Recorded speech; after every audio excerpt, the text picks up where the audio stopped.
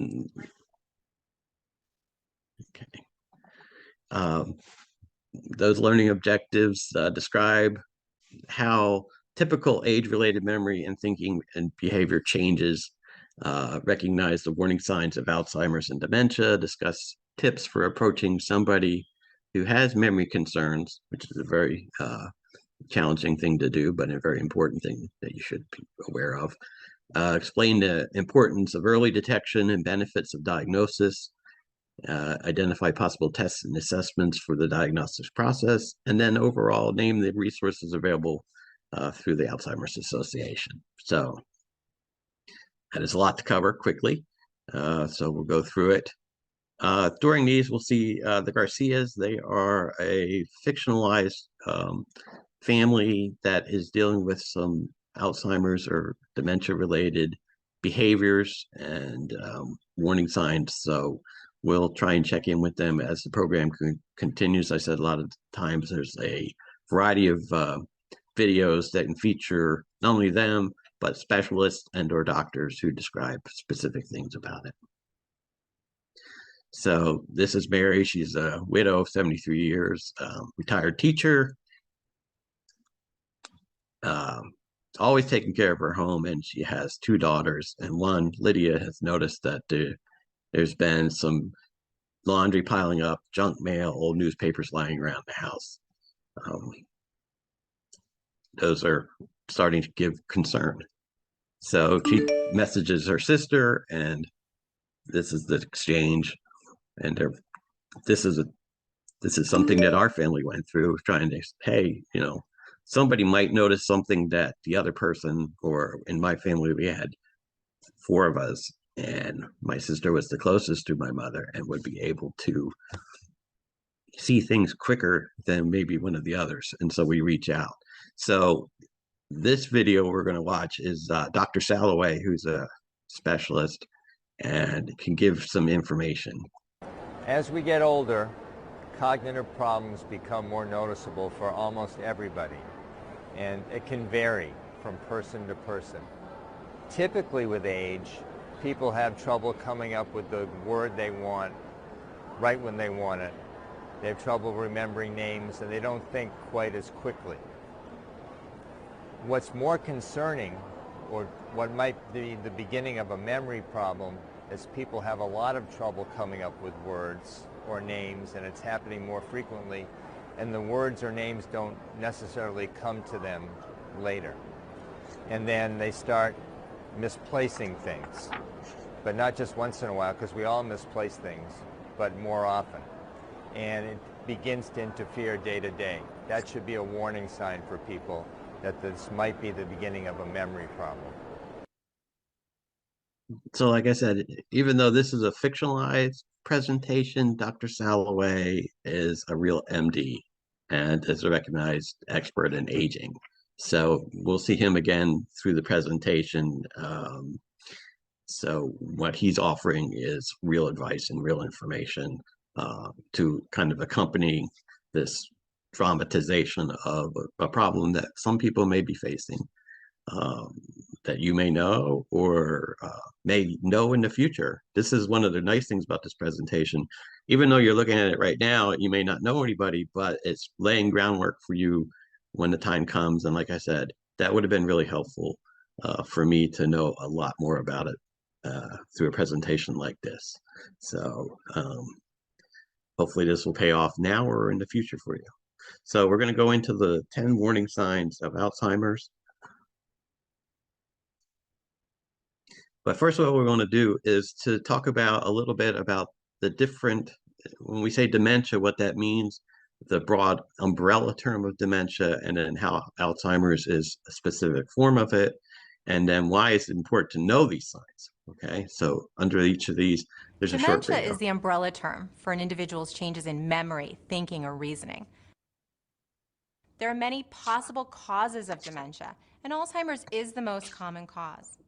Other causes of dementia are vascular dementia, which is marked by changes in the blood flow in the blood vessels in the brain. Dementia with Lewy bodies, identified by specific brain changes throughout the brain that include the buildup of a protein known as alpha-synuclein. and frontal temporal dementia, which is marked by brain cell loss in the front sections of the brain or the frontal lobe. Each type of dementia may have distinct characteristics to cause specific behaviors in the individual, but there is also some overlap in behaviors among the types of dementia. So as you see, Alzheimer's, it accounts for about 68% of the cases of dementia, but it has some very specific linkages to to dementia. So let's take a look at another More than 100 doctor. years ago, Dr. Alzheimer described specific changes in the brain, what we now call the formation of plaques and tangles. Alzheimer's is a progressive brain disease that's marked by these key changes and impacts memory, thinking, and behavior. The brain has three main parts: the cerebrum, the cerebellum, and the brainstem. Each one plays a role in how the body functions.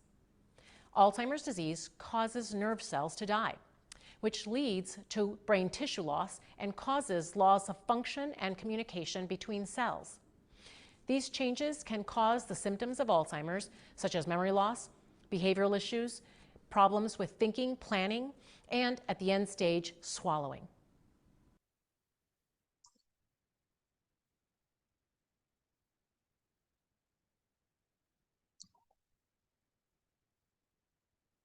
I wanted to add one more here. The importance of knowing these signs real quickly with Ruth Drew. It's important to know what the warning signs of Alzheimer's are and to be on the lookout. We know that we change over time, and the warning signs of Alzheimer's can be warning signs of a number of things, but when you see those in yourself or in someone you care about, it's important to check it out, to consult with a doctor, to find out what you're dealing with. Okay.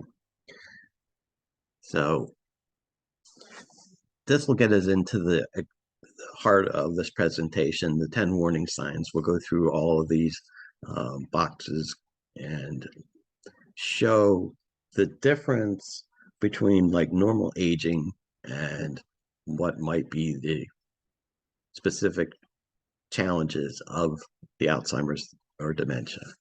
So the first is memory loss that disrupts daily life. So as you can see, one of the most common signs of Alzheimer's is forgetting recently learned information. And that's like in dates, asking the same questions over and over, and relying on memory aids or family members. Personal anecdote on that, my mom put Post-it notes all over the place. And when you started to see that, we're like, what's going on with that? Because that was something that she had never done. And so when you start to see these things and you go, what's that about? Why is, and you do that little bit of questioning, that's kind of prompting you to think about these warning signs, because it's a change and it's a thing that may be leading to something that needs to be addressed, and earlier the better. Again, in this presentation, it shows you how it changes or it differs from like typical age-related change. And that means like forgetting people's names or appointments, but then you remember them later. And as somebody who his birthday is next week, was going to turn 60, that seems like it's happening more and more frequently to me, but I do remember them later. So it's just a age-related, and age is one of the top, it's the top causes of dementia. So we'll go into the next form. Oh, go back here one second. Populate this.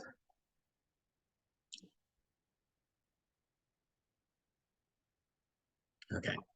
Challenges in planning and solving problems. Okay. So some people may experience changes in their ability to develop or follow a new plan or work with numbers. And that may mean trouble following a familiar recipe or keeping track of monthly bills, difficulty concentrating, and taking much longer to complete tasks.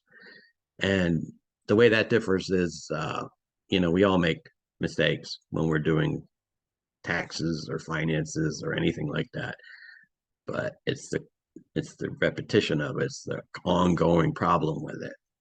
And here's a nice video that talks about that in specific. I was probably spending 4 to 5 times more time preparing for something than I did, say, 5 or 10 years ago, because of I would lose my thought, I'd lose my focus, I'd get anxious, I wouldn't get to sleep. I was thinking, I was in my sleep, I was thinking about what I was anxious about, which was I was trying to remember, which was I was trying to prepare, which I was trying to do. So it was really a vicious circle of, so I was able to control it a lot, so that people wouldn't see things, and there weren't things to be seen. It's what was disturbing me was what effort I had to put into to do the things I used to do more easily. And that idea about not being seen, that masking, that creates a lot of problems for caregivers, for people who love somebody who's facing this. And that's why seeing these things, these little changes over time, because it is something that progresses over time, is important, and starting to notice it and talk about it. We'll get into that later about conversations, but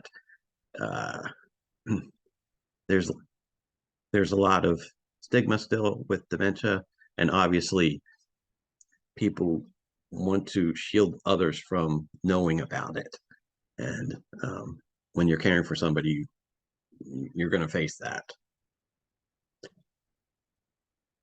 Okay, completing familiar tasks. The difficulty is driving to familiar locations, putting together a grocery list, remembering rules to games that you've played. Those are signs. Those are the things that you go, huh, what's going on?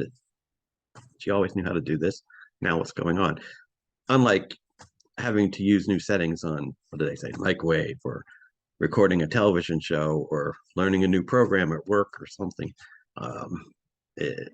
We can learn that, but over time, with anybody with dementia, will start to lose those abilities. Let's hear from an expert about, specifically drill down on that. Some people have difficulty with math or with reading in a way that's unusual to them. And once again, this is a change in that person. So for example, we all know somebody who was never able to balance their checkbook, right? So that wouldn't be a warning sign for them. But if somebody who always balanced their checkbook to the penny suddenly was paying bills, the same bill over and over, and not able to balance their finances, well, that would be a sign for them. We'll move on to number 4, confusion with time and place. The people with Alzheimer's or other dementias, they lose track of dates and the seasons and the passages of time.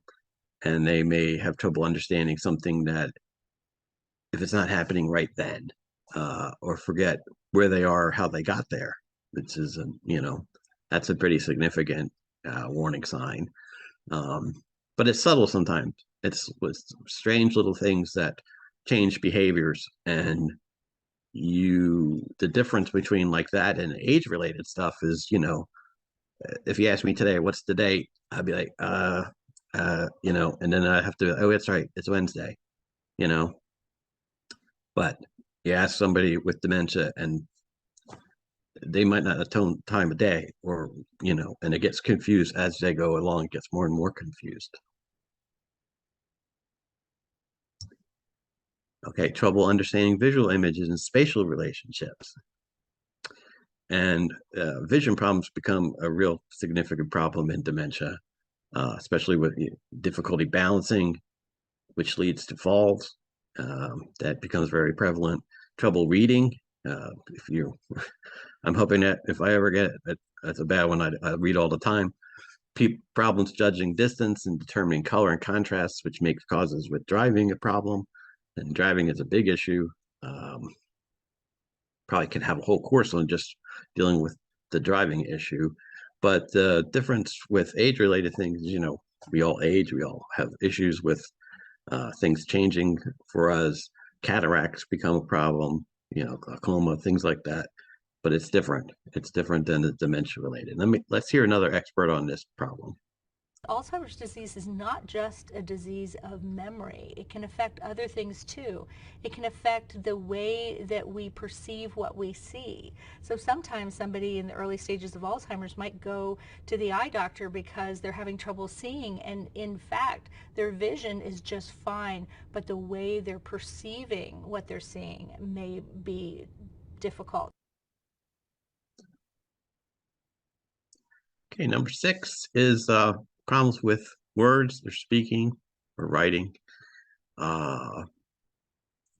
You know, people will stop in the middle of a conversation and have no idea how to continue on. They just lost the train of thought about it. They repeat themselves, loop back to things that they've told you 5 minutes ago, 10 minutes ago. They can't find the right words. They struggle with vocabulary. They have trouble naming familiar objects, or they use the wrong name. And that's, you know, some of those things are, again, they're really subtle, and sometimes they mask them, or they, you know, they try and not make a big deal of it. But these are the early warning signs that are good. And it's different for us. We find the right word, sometimes it just becomes elusive at certain ages. But then you think about it and you find it. That's the difference. What was a sign for Phil? Let's look at this video and see. The other thing that I've increasingly been struggling with are words, which I've dealt with words my entire life, you know, as an avid reader, as a reporter, as a writer.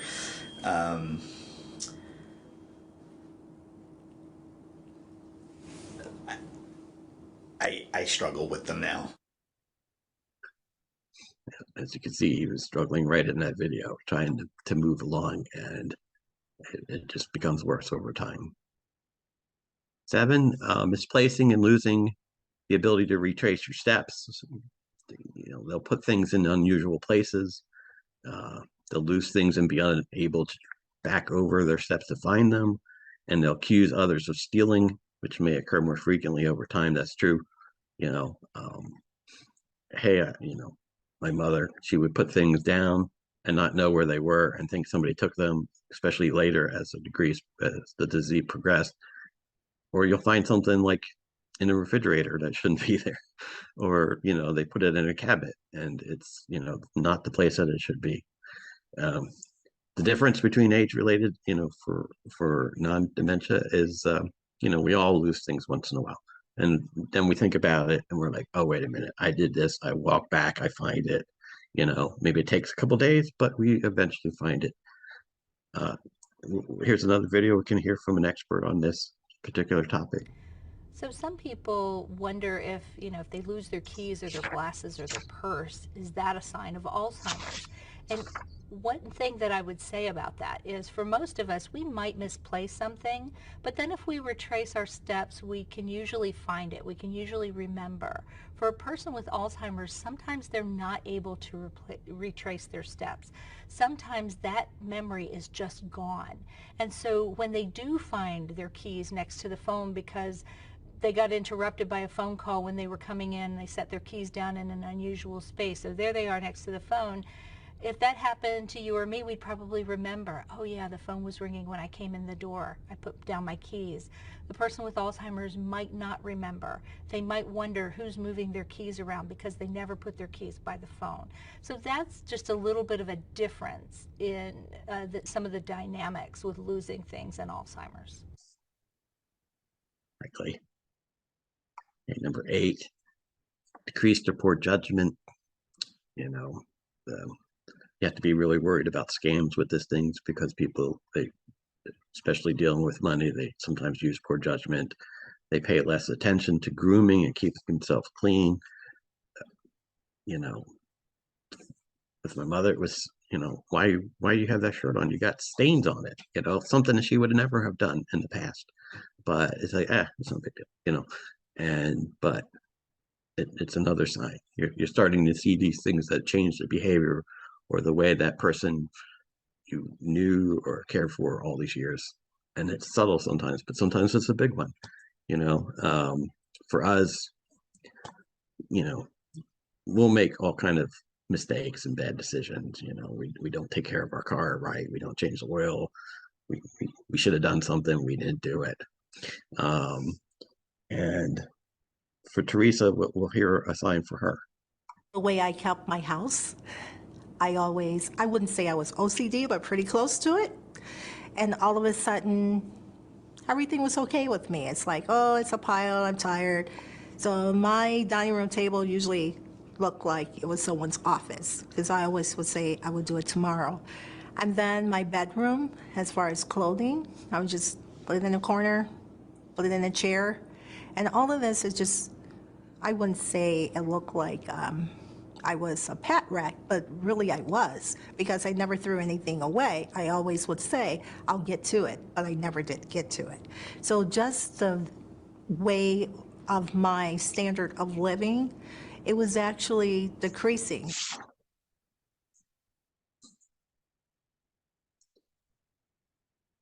Right, the ninth warning sign we have here is withdrawal from work or social activities. Especially as you go older, the age, your world seems to shrink. Both dementia, all of a sudden you're withdrawing from things that you enjoyed even in your own company, like hobbies or social activities or other engagements. And then you have trouble keeping up with team activities or sports. For us, maybe we just didn't want to do that particular thing. We're just not interested in it. But if it becomes a pattern over time. So Dr. Salloway, again, has some interesting insight into this.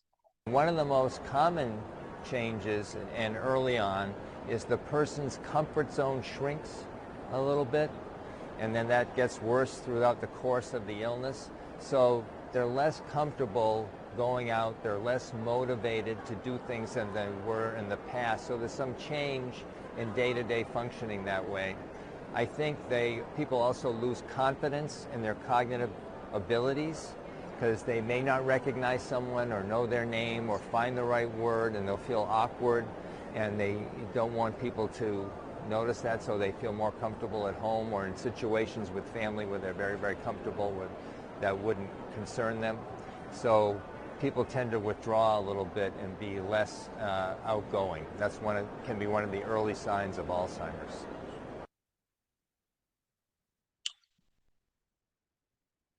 And then the 10th sign, changes in mood and personality. This is a big one. You know, they become confused, suspicious, fearful, anxious. They get upset at home or friends or anytime they're out of their comfort zone, and their comfort zone starts to shrink.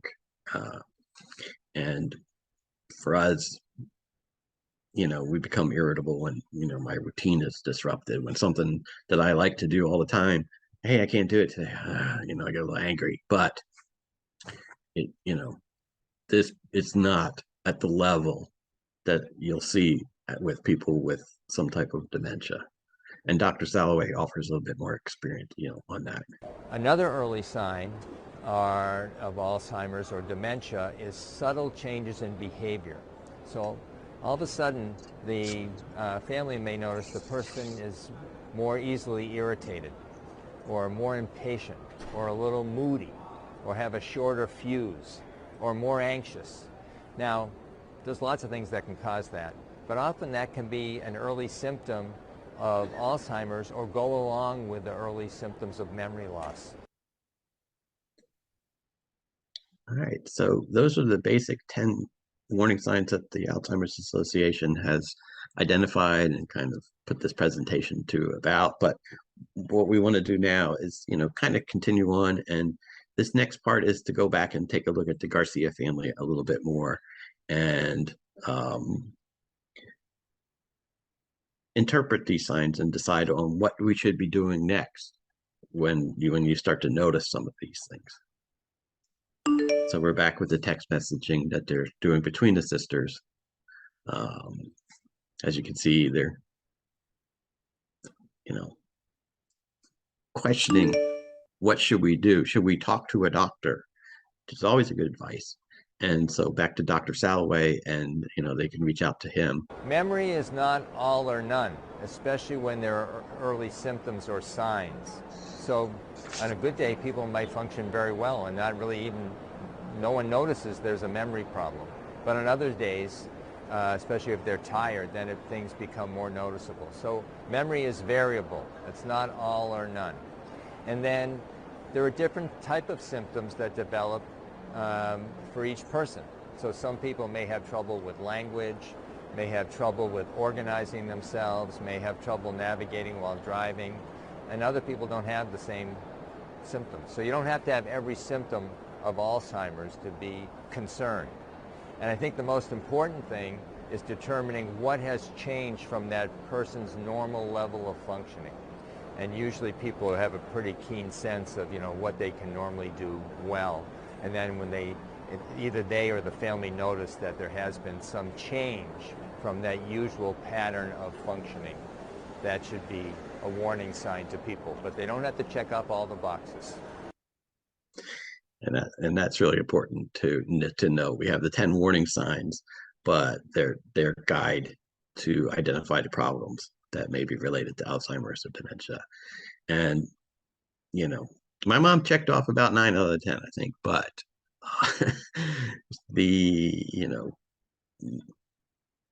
everybody is different.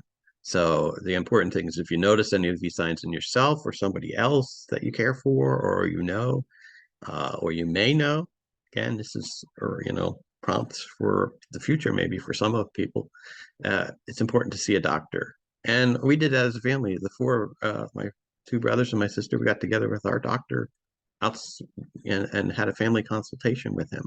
And that was very helpful to us to see what was next. So we're going to move into the module about early detection and why that's so important. And let's hear again from one of the experts. It's a very interesting phenomenon that people who have memory problems are often less aware of it than family members or their friends who know them well.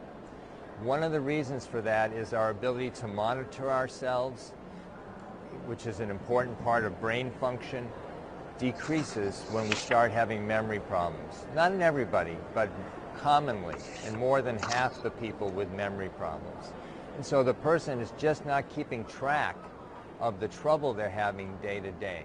But the family members are, paying attention. If they're paying attention, they see, boy, this is starting to happen a lot, and the person's not aware of it. So the family's more aware, and they may talk to their loved one about it, and they say, I've noticed you've been repeating yourself. And they say, I'm not repeating myself. And that could either be due to the fact that they're not aware of it, or they may not want to acknowledge it. Yeah. So this idea of family noticing these things, it's important. And this next video will talk about, one family's experience. I was so adamant about what was happening to Daryl. I wasn't sure. I didn't know. And this wasn't the person that I know. This wasn't the person. Daryl was my husband was very, he always had to be building or designing or working with his hands. And it was getting to the point where he wasn't, and he was becoming very frustrated when he was forgetting to do things or go places. Yeah. So that's pretty typical of this disease. So when this happens and you start to notice these changes, what should you do? What's the next steps that might be helpful? And these are the 10 steps to approach memory care concerns. It's not an easy thing. It's difficult, but we'll go through these quickly to see, what changes, in memory, thinking, or behavior do you see? You start to keep track, at least mentally, what's going on. What else might be going on in their lives? Is there loss or changes? You might learn about the signs and the benefits of early diagnosis, which is good. And see if anybody else has noticed these changes in your family or friends. My mom had a friend who also noticed. You get that information and you start to be able to move forward. And then the next step is to have a conversation. Not an easy thing to do. Again, because a lot of times they're masking. They don't want to face it, or they don't realize that they have it. But conversation's good. And, you start to question, one of the questions is who should have the conversation to discuss their concerns? What's the best place and time to have the conversation? What will you or the person having a conversation say? And offer to go to the doctor with that person. And, have multiple conversations if needed, because, there may be a lot of resistance, or it may not, you may not remember it and have to do it again. You're gradually laying groundwork. And then there's support that you should reach out for. Turn to the Alzheimer's, these presentations and the local chapter for information.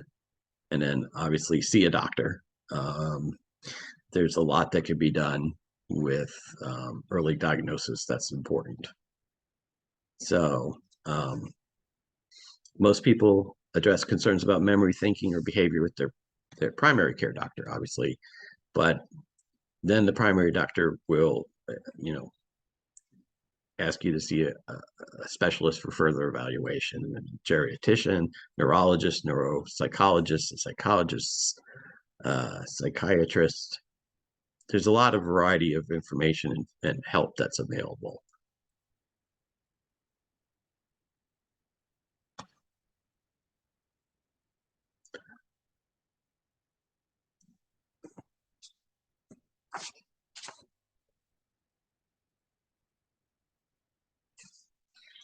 Okay, and then what's the benefits of the early detection? We're going to look into that real quickly here.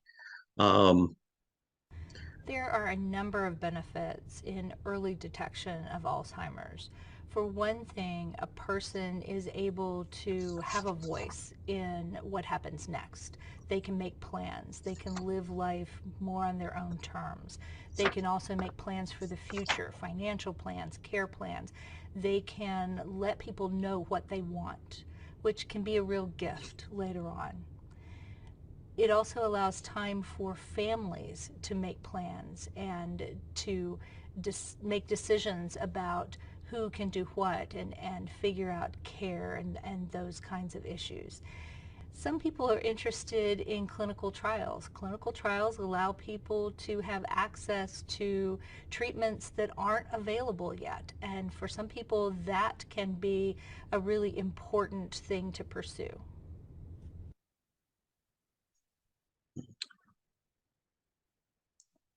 So what Ruth Drew there was talking about is really important for the individual too, because then they have a say in how their care is being done, and also who is doing it. Legal things like powers of attorney, healthcare forms, stuff that they might at an early stage be able to participate in and know, this is who's going to help me, is important. And it's very important because we found it, because later when they can't, you need that information in those documents to really help you. Yeah. So anybody facing it now or in the future, if you're able to do it early and get those people involved in it, it makes a really big difference. So importance, let's recap it real quick, is paying attention to any changes in memory, thinking, or behavior that you notice in people. And the things when I say like what, that's different, what's going on, that's a prompt to you to say, let me pay attention more directly to that. If you see changes that are unusual for that person, start to have that conversation with them early. And it may not be, the demasking may be going on, the reluctance, but the earlier and the more often, the better. And it can be difficult. And using these 10 steps to approach it is good as a guide. And there are a number of early benefits to early detection, again, including the opportunity to plan for the future with that person involved in it as best as they can, and then explore the treatment options, because there are some things that can be done to alleviate some symptoms or get more information, and then participate in clinical trials. So we'll move on to the next step, which is seeking a diagnosis.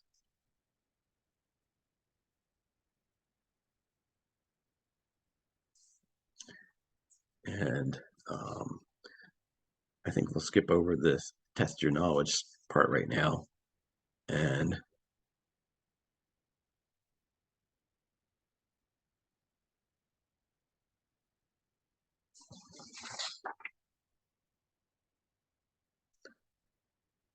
do dementia-like symptoms always result in a diagnosis of Alzheimer's and other dementia?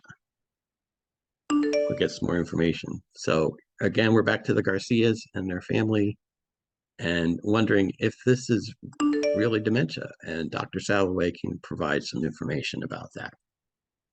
Someone could have high blood pressure that's out of control, or they might have a thyroid condition that's not regulated, or diabetes that's not right, or on a medication that actually can cause memory loss. Drinking too much alcohol can make memory worse. So there are a lot of factors that go into cognitive difficulty with aging, that some of them can be remedied. And so we want to do everything we can to improve cognitive ability and quality of life.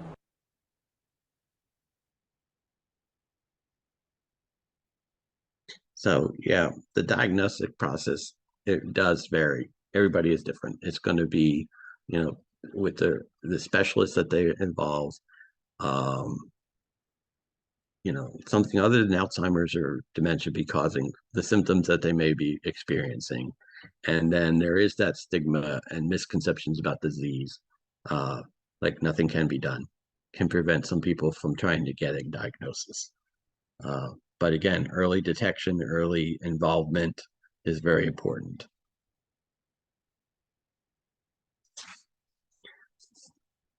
So if you have the diagnosis of Alzheimer's, what's next when you do have that?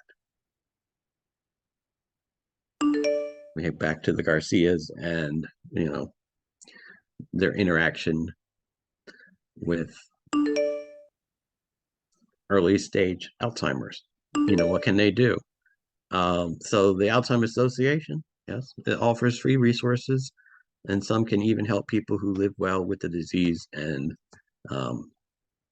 as the sisters are involved, they're trying to get as much information and participation as possible.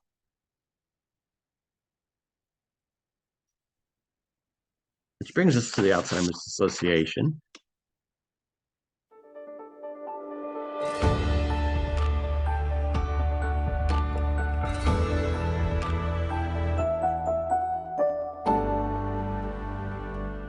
So it's, the Alzheimer's Association is in communities across the country, and it's providing direct service to individuals and families facing the disease. And its mission, obviously, is to lead the way to end Alzheimer's and all other dementia by accelerating the global research, driving risk reduction, early detection, and maximizing quality care and support. Vision is important. It's a world without Alzheimer's and other dementias. These numbers down here, the alz.org is the website, and the 800 number, 272-3900, is the main number. The local number, chapter number, is 937-291-3332. If you want to make a note of that, they have localized resources for people to use.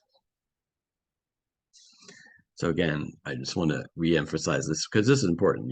These presentations, they go quickly, but there's a 24/7 helpline available, staffed. 800-272-3900. Online, there's the alz.org, and in communities, the nationwide alz.org/CRF. So We'll I've just had a couple of phone calls that look I've into been this able real to make quickly. in to the call center. When I've had a couple of quick questions that I wanted to ask. You know, there's been a couple of nights, 2 o'clock in the morning, you have questions, you have anxieties, and I was struggling dealing with them, and it's amazing. It was one of the best things I ever did, was keeping the call center on my favorites now. Just to know that there's somebody you can call who is aware of what you're going through.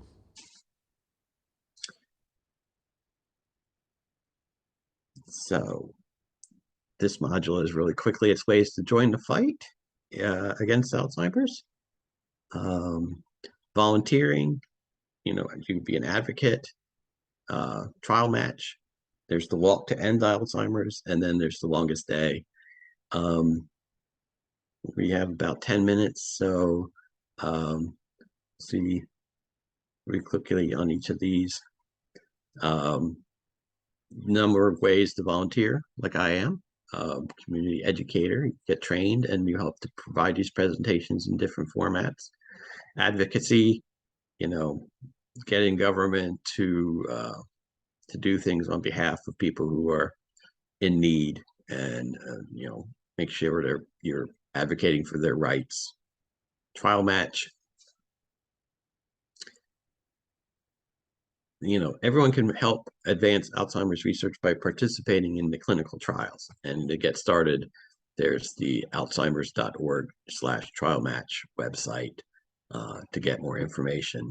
Walk to end Alzheimer's, sorry. That's held annually. I've done it a few times. It's great. It's a way to raise funds for the research and ongoing efforts. It's the largest fundraiser to fight the disease, and you can register today and alzheimers.org/walk. It's important, and it's a very moving, actually, event when you're there. And I can speak on that personally because I've done it a few times now, especially at the beginning. And you do it with people that you care about, your family, whatever. You raise money for this research, which is really important. Longest day is it's the day with the most light, the summer solstice, and they raise funds and awareness for the care, support, of Alzheimer's Association through an activity of your own choice. Alzheimers.org/the longest day. So those are some ways to get more information, get involved, be participating in this. So now we're going to turn it over to some questions. And go back here.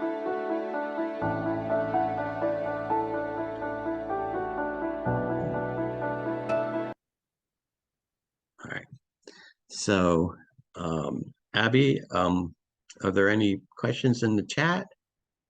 Or does anybody want to raise some questions now about this presentation? We have a few minutes left in it. I can go over any part of it again. I can get back to it if anybody has any specific things they want to tackle. Not seeing anything in the chat, Jim. Okay. Abby, do you have any questions for me about it, just in general, or did I cover as much as we could do in the time we have here? No, you did a great job. And to embarrass you a little bit, you did a great job, especially for your first presentation. So really, really nice. And Yeah. I will just add too, we do have here locally, in addition to these amazing education programs, caregiver support groups, as well as family care planning consultations. So you can use that helpline number or the local number if you have any questions about either of those things as well. Yeah. So we'll wrap up here in a minute. I just wanted to reemphasize, these are the warning signs of Alzheimer's. These are the things that, again, I want to emphasize the importance of, like, this is a disease, having lived with it through somebody I cared for very deeply. It kind of sometimes sneak up on you, things change over time. I was lucky to have my mother close by so that I could see it personally and deal with it immediately. as well as my brothers and my sister and the rest of our family. But if you're dealing with it long distance, it may be a little bit more challenging, or it may be something right now you're wondering, I don't know anybody with it. It doesn't connect to me. I'm involved in this right now, but it may in the future, and hopefully not. But if it does, you can circle back to this and start to see those warning signs, those changes in behavior, those changes, things that make you go, wait a minute, that's not right. That's something that's, and then you get the early detection, the early involvement with the care of the person's involvement in their own decision making, and getting those documents, and getting your doctors, getting the diagnoses that you need, seeing the specialists. It can make a world of difference. And hopefully, in time, these presentations won't be needed, because there'll be research that's done that can move forward on conquering this disease. So I'll leave it at that. If there's no other questions, if anybody has anything, again, we'll circle back to the 800 number and the outs.org website, and then the local chapter number of 937-291-3332. Contact them directly, and they'll put you in with as much stuff as you need. There's a specialist there who can help you, or somebody that you may know that needs that help. May not be you directly, but you can say, hey, I know this, go there and get the information. So hopefully it's been helpful to you, and I wish you all a good day, and we'll wrap it up. So Abby, I think we can end it if you are good with that. I don't see any questions. Is there anything else I should have go back to?